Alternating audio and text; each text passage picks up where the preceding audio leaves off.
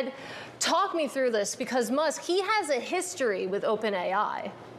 Yeah, I mean, the simple facts of here are that Musk is basically alleging that this is some sort of illusory promise to all of the original backers of the project, in saying that when we founded this thing, we agreed, one, this was going to be a non-profit, and as you said, for the benefit of humanity.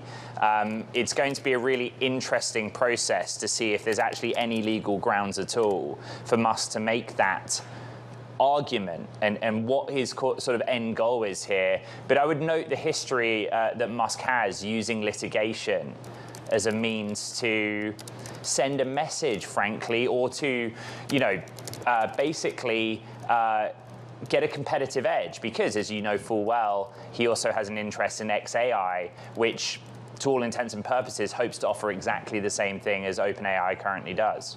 That's what I find interesting. I mean, the fact that you have Grok, which is a competing product. I mean, what have your conversations in the past few hours sounded like around that point?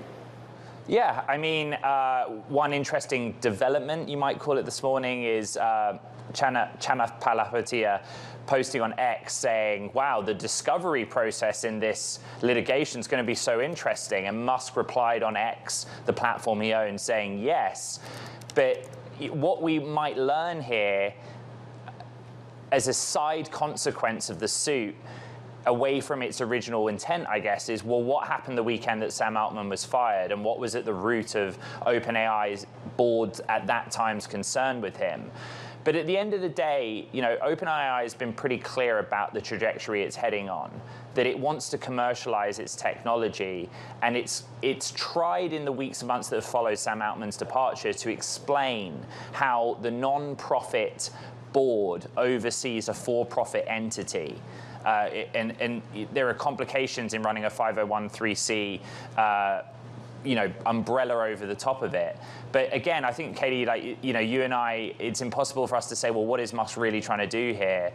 What it will come down to is whether there's any legal basis in what he's accusing OpenAI and Sam Altman of. Well, I won't ask you to read Elon Musk's mind anymore, but just in the 30, 40 seconds I have left with you, talk to us a little bit about OpenAI, because it feels like the fact that it's a nonprofit, that it has this mission for benefiting humanity, this is going to continue to be a sticking point for this company.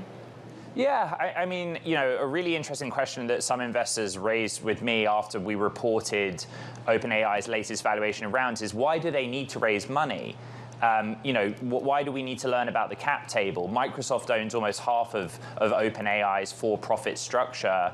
But the reality is that they have to make money and raise money because their compute costs are so high.